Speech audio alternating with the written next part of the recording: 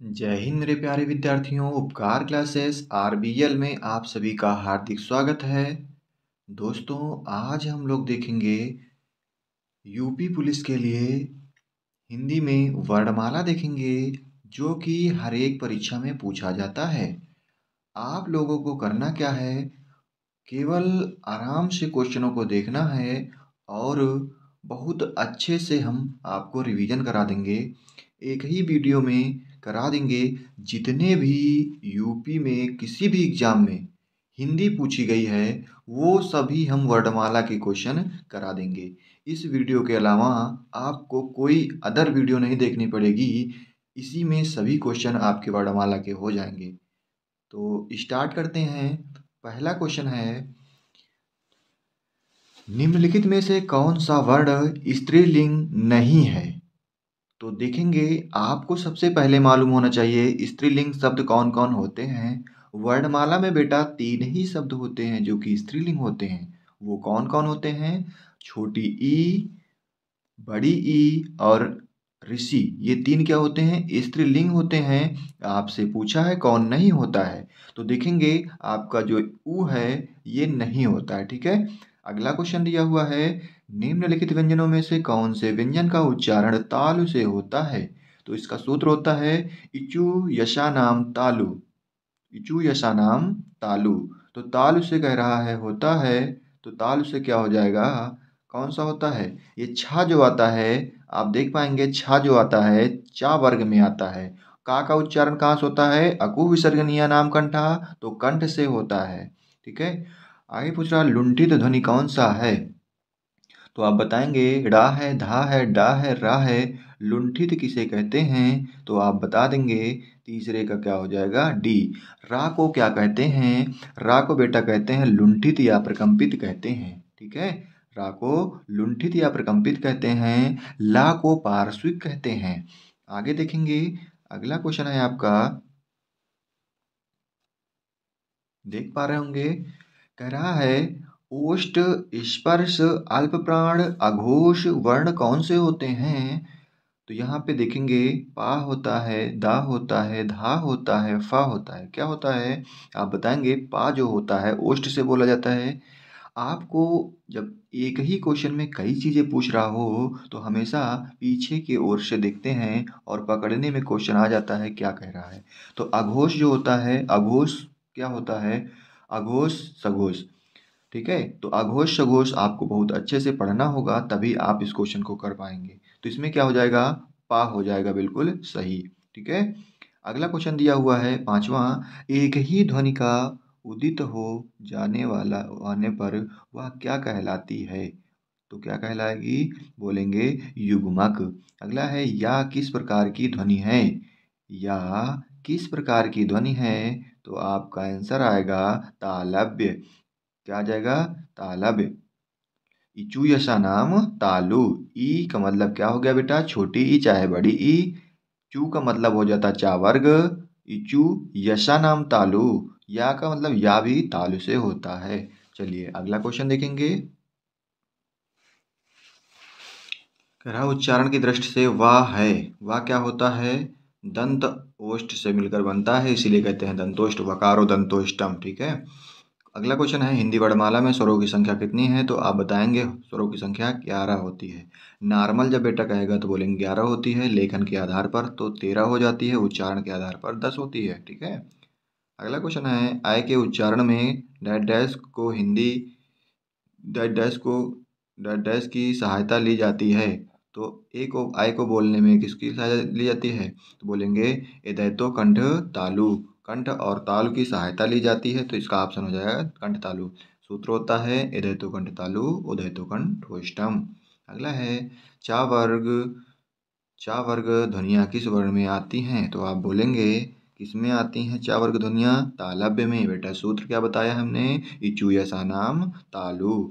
अगला है, वर्णमाला का कौन सा अक्षर पुल्लिंग नहीं है? तो पुल्लिंग नहीं है तो आपको मालूम होना चाहिए बेटा कि पुल्लिंग कितने होते हैं। आप बताएंगे सभी जो स्वर होते हैं, स्वर और व्यंजन पुल्लिंग होते हैं, लेकिन इसमें कह रहा स्त्रीलिंग, कह रहा पुल्लिंग नहीं है, तो क्या है फिर? स्त्रीलिंग है। तो आपको सभी तो क्या होते पुल्लिंग होते हैं, लेकिन एक अपवाद होता है जो कि 3 ही वर्ण होते हैं केवल, जो कि स्त्रीलिंग होते हैं। कौन-कौन है वो? छोटी ई, बड़ी ई और ऋषि जो होती है स्त्रीलिंग होती है, ठीक है। अगला है, जिन वर्णों का उच्चारण स्वतंत्र होता है उसे कहते हैं, तो उसे कहते हैं बेटा स्वर कहते हैं। क्या कहते हैं? स्वर कहते हैं। क्यों? क्योंकि स्वरों को किसी की आवश्यकता नहीं होती है, व्यंजन को स्वरों की आवश्यकता होती है। यदि व्यंजन से स्वर निकाल दिया जाए तो स्वर व्यंजन जो है, व्यंजन जो होते हैं स्वर रहित हो जाते हैं। जैसे यहाँ पे लिखा था दा, दा में से अलग कर दिया गया तो आ अलग हो गया, तो आधा दा हो गया, ठीक है। आगे कह रहा है कि ये शब्द दिया है, इसमें कह रहा है कैसे लिखा जाएगा, किसको तोड़ के लिखा गया, तो आप बोल देंगे ये दक्ष जो आपका लिखा है, दक्ष को ही तोड़ तोड़ के स्वर और व्यंजन को अलग अलग कर दिया गया है, तो डी ऑप्शन सही हो जाएगा।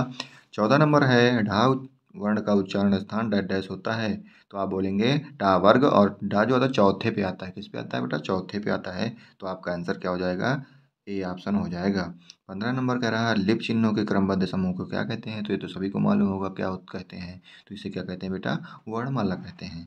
अगला है, हिंदी भाषा में ह्रस्व स्वरों की संख्या कितनी है, तो आप बोलेंगे ह्रस्व स्वरों की संख्या कितनी है बेटा, तो बोलेंगे 4 है। कौन कौन है? छोटा आ हो जाएगा, छोटी ई हो जाएगी, छोटा ऊ हो जाएगा और ऋषि हो जाएगी, ठीक है बेटा। चलिए अगला क्वेश्चन है 17 नंबर।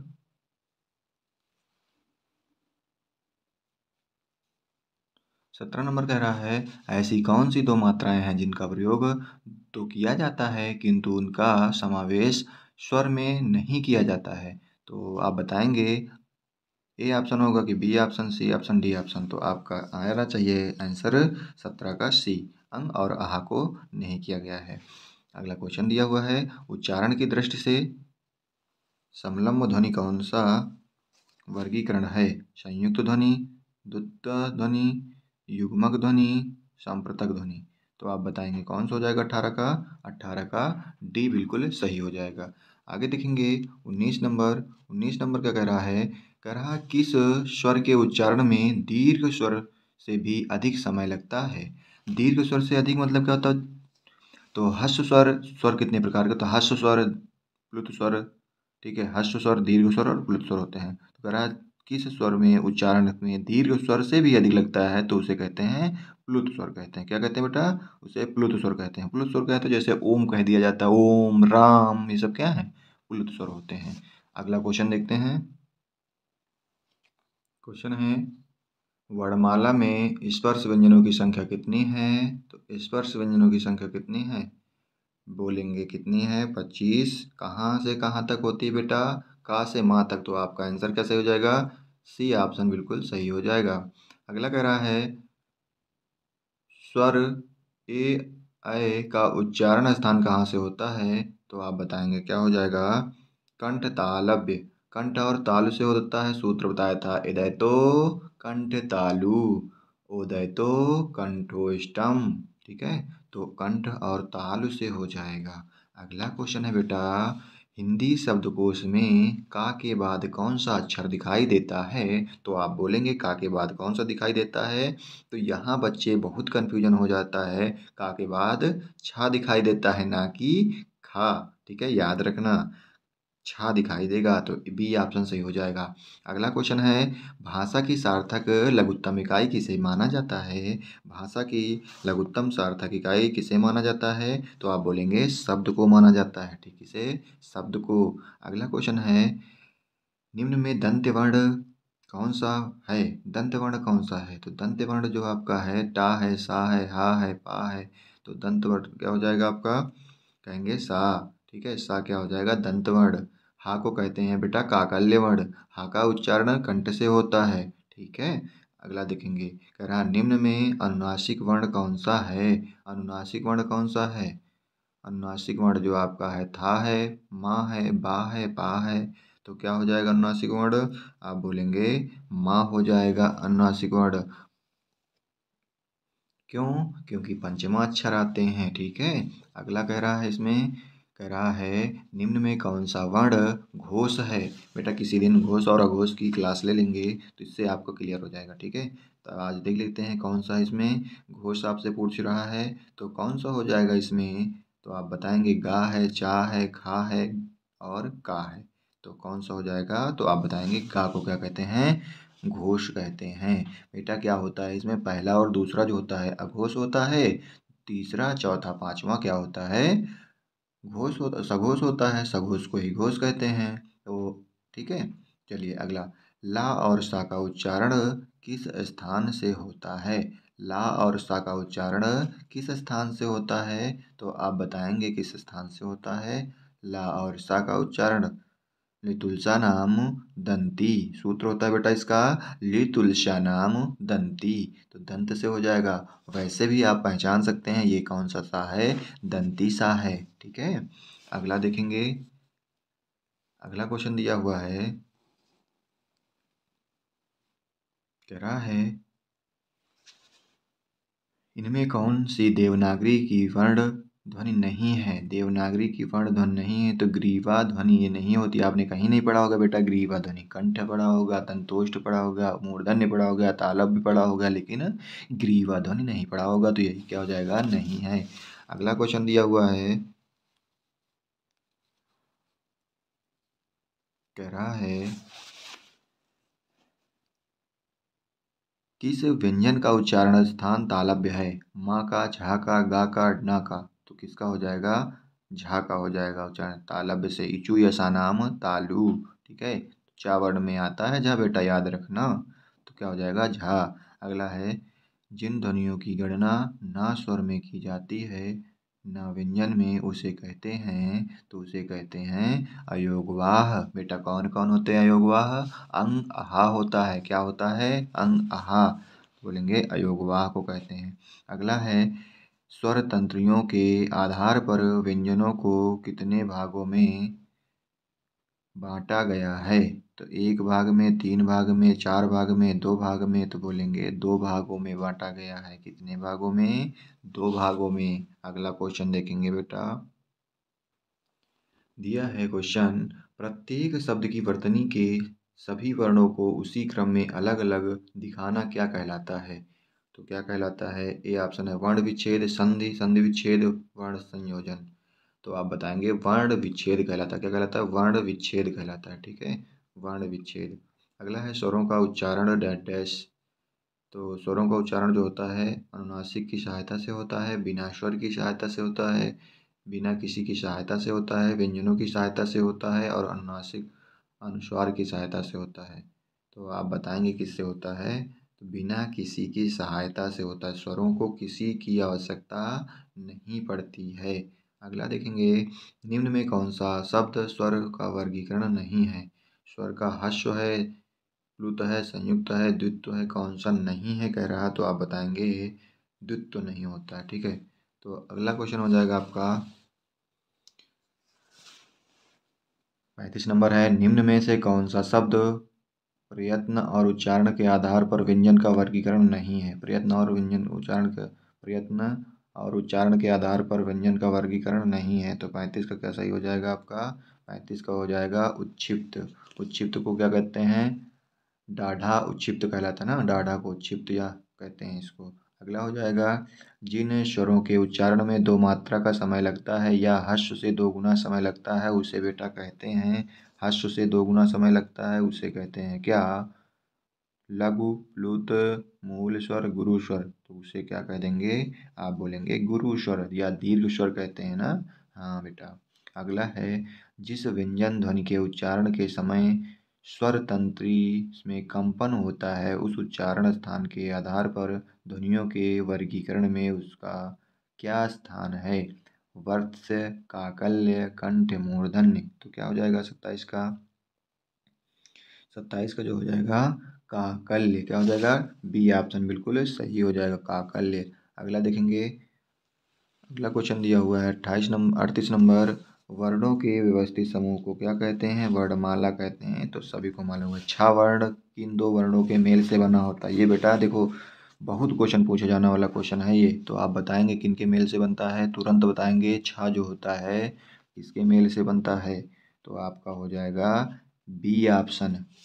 क्या हो जाएगा? बी ऑप्शन बिल्कुल सही हो जाएगा। का और सा से का में हलंत लगा देते हैं, सा को अलग कर लेते हैं। ठीक है, चलिए कह रहा है निम्न में संयुक्त स्वर कौन सा है? संयुक्त स्वर कौन सा है? संयुक्त का मतलब दो के मेल से बच्चा बनता है, ये संयुक्त कहलाता है। तो हो जाएगा औ। औ क्या है? संयुक्त है, दो के मेल से बना है। स्पर्श व्यंजन कंठ ध्वनि अघोष और महाप्राण कौन सा है इनमें से? तो आप बताएंगे कौन सा होगा। तो आपको सब कुछ क्लियर होगा तभी बता पाएंगे, और ऐसा क्वेश्चन जरूर पूछा जाएगा अब की बार कांस्टेबल में, तो इसलिए आप तैयार कर लें बिल्कुल। ठीक है, तो बताएंगे कौन सा हो जाएगा इसमें। स्पर्श व्यंजन कंठ ध्वनि आघोष और महाप्राण कौन सा हो जाएगा? आप बोलेंगे 41 का ए हो जाएगा। क्या? ए। हाँ, बिल्कुल सही है। अगला देखेंगे, कह रहा है इसमें क्वेश्चन क्या दिया हुआ है। क्वेश्चन है कंठ तालव्य कौन सा है? कंठ तालव्य कौन सा है? ए रा षा आ उ ऊ।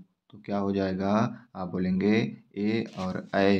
ये जो हो जाएगा ए ऐ, तो कहता है ए ऐ कंठ तालव्य एदैतो कंठ तालु। तो कंठ और तालु के योग से बेटा बनते हैं, इसीलिए कहते हैं कंठ तालव्य। अगला क्वेश्चन देखेंगे, सभी महाप्राण वर्णों का वर्ग कौन सा है? महाप्राण वर्ण जो होते हैं तो कौन सा है पूछ रहा है। ए ऑप्शन है कि B option, C option, D option, कौन सा हो जाएगा? तो आप 43 का बताएंगे सी, खा छा ठा। ठीक है, अगला है, जब एक ध्वनि का द्वित्व हो जाता है तब वह क्या कहलाता है? तो आप बोलेंगे क्या कहलाता है? तो वह युग्मक ध्वनि कहलाता है, संयुक्त ध्वनि कहलाता है, संपर्क ध्वनि कहलाता है, पारस्परिक ध्वनि कहलाता है। तो आपका आंसर जो आएगा युग्मक ध्वनि कहलाता है। ए ऑप्शन बिल्कुल सही हो जाएगा बेटा। ठीक है, अगला देखेंगे, दंतोष्ठ ध्वनि कौन सी है? दंतोष्ठ ध्वनि या वा रा भा, कौन सी दंतोष्ठी है? वकारो दंतोष्टि। सूत्र कहता है वकारो दंतोष्टि, सही हो जाएगा। सभी स्पर्श व्यंजन कौन से वर्ग में आते हैं? सभी स्पर्श व्यंजन जो आते हैं किस वर्ग में आते हैं? आप बोलेंगे का। ए ऑप्शन हो जाएगा, B option, C option, D option. तो आपका 46 का जो हो जाएगा ए। ठीक है, तो स्पर्श व्यंजन का से मातक होते हैं, बिल्कुल सही हो जाएगा। चलिए अगला क्वेश्चन देखते हैं, अर्धविव्रत स्वर कौन सा है? तो अर्धविव्रत कौन सा है? आ ए ऐ उ। तो बोलेंगे अर्धविव्रत जो होता है ये क्या हो जाएगा? सी ऑप्शन बिल्कुल सही हो जाएगा। अगला देखेंगे, जिनकी ध्वनि केवल मुख से निकलती है वे कहलाते हैं। वे कहलाते हैं क्या? निरनुनासिक कहलाते हैं। क्या कहलाते हैं बेटा? निरनुनासिक। अगला है, अंतस्थ और ऊष्म वर्ण कितने होते हैं? अंतस्थ बेटा कितने होते हैं? 4 होते हैं, और ऊष्म कितने होते हैं? वो भी 4 होते हैं। अंतस्थ क्या होते हैं? 11 लावा को अंतस्थ कहते हैं, तीनों शा और हा को ऊष्म कहते हैं। तो 4 और 4 मिलके बेटा 8 हो जाते हैं। अगला क्वेश्चन है, रा रा का विवरण है। तो रा का विवरण क्या है? रा का विवरण तो आप बोलेंगे वर्त है, लुंठित है, सघोष है, अल्पप्राण व्यंजन है, कौन सा है? तो आप पहचानेंगे इसमें से क्या हो जाएगा। 50 का जो हो जाएगा आपका ए ऑप्शन बिल्कुल सही हो जाएगा। 50 का ए ऑप्शन सही हो जाएगा। तो दोस्तों, यदि आपको वीडियो अच्छी लगी हो तो चैनल को सब्सक्राइब करना, अपने दोस्तों में शेयर करना, और कमेंट करके बताना कि वीडियो कैसी लगी है। यदि अच्छी लगी होगी तो बताना, तो फिर और जो भी 200-250 क्वेश्चन होंगे हम वर्णमाला के करा देंगे आगे इसी क्रम में। ठीक है, तो कमेंट जरूर करके बताना वीडियो कैसी लगी है, और अपने दोस्तों में शेयर करना, जिससे हमें मोटिवेशन मिलेगा तो हम आगे वीडियो बनाने की कोशिश करेंगे। ठीक है दोस्तों, तो आज के लिए इतना ही रखते हैं, मिलते हैं अगली वीडियो में।